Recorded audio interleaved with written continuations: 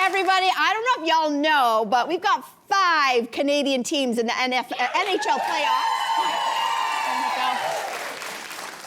A lot of us have hockey fever, and the Canadian press is reporting that some fans, though, are feeling a little guilty about having to travel or choosing to travel to the U.S. to support their teams when they're playing south of the border, given the current political tension. So the question is, do you understand why some fans are feeling that guilt for traveling? Yeah. What do we think about that? Right?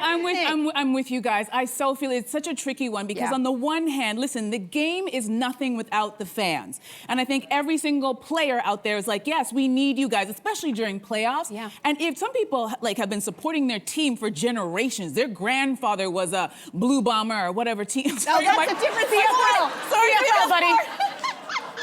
CFL. Forgive me. I see you're good. I see it. It's passed down. So the idea that we're making them feel bad for supporting their team is terrible because your team needs you there. But at the same time, I understand, ever since Donald Trump got into office and signed all of those executive orders, we have felt like he has betrayed us, right? And he has severed that relationship. And we have been very clear about our elbows up and we're not going. And even the Border Patrol just released a stat saying that 900,000 less Canadians have crossed the border compared to last year this time. And it's making a difference. Right? It is making a difference. But I'll say for me, guilt or not guilt, for me, it's all fear. Because I know we're all hearing about these stories about people's electronic devices being taken by Border Patrol. We're seeing their own citizens are being detained. And then, of course, the worst case scenario, you end up in El Salvador in some detention center. And here's the deal.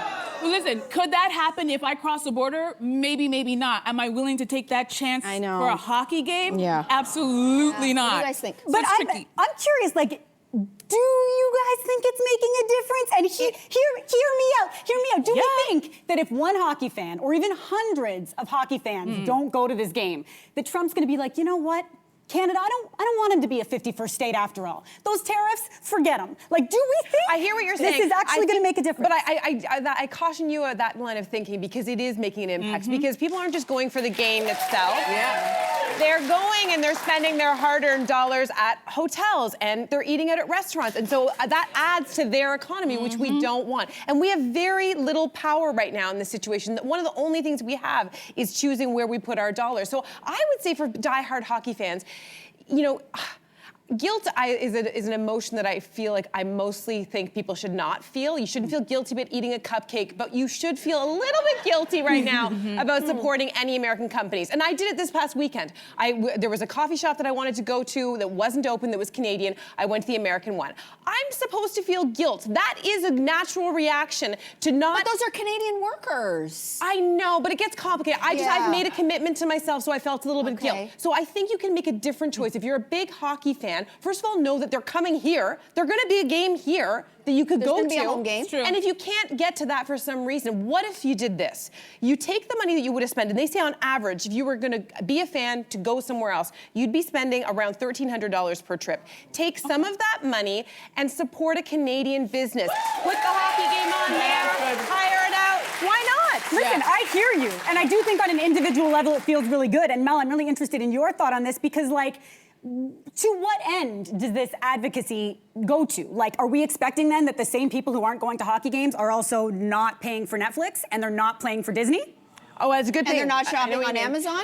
I think, listen, okay, there's a whole other angle that I looked at to this, and that's because last year when I think it was 2024 NHL playoffs, Toronto, there was a moment where Toronto possibly could have faced the Florida Panthers. And why is that significant? Because the Toronto Star did this article saying that the ticket prices for Toronto fans here in Toronto is so expensive and out of reach that they actually did all the math that you could get one ticket.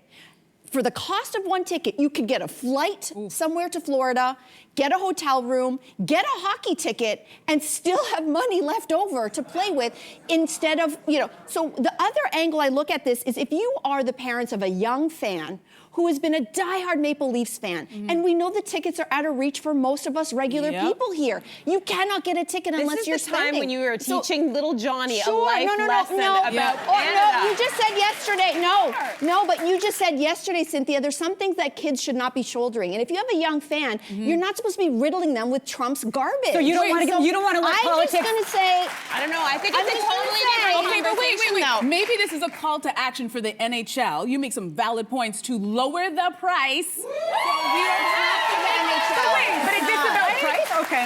lower the Okay, price. I want to so show it you a doesn't- picture. Yeah. So I was down in Florida last year, and we got tickets for $40 to watch the Maple Leafs play the Florida Panthers.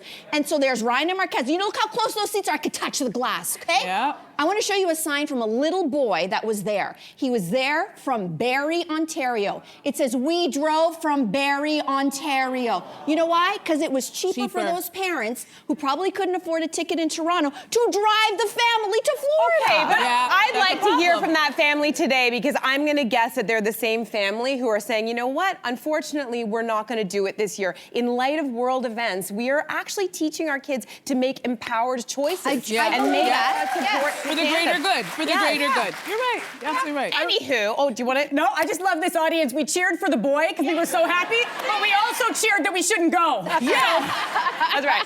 That's okay. We can hold space for both of those That's things. true. Can I- Okay. Hey, you, come a bit closer. We've got so many more must-see interviews, spicy debates, lifestyle tips, and pop culture moments. So subscribe to our channel by tapping the logo below and don't miss out.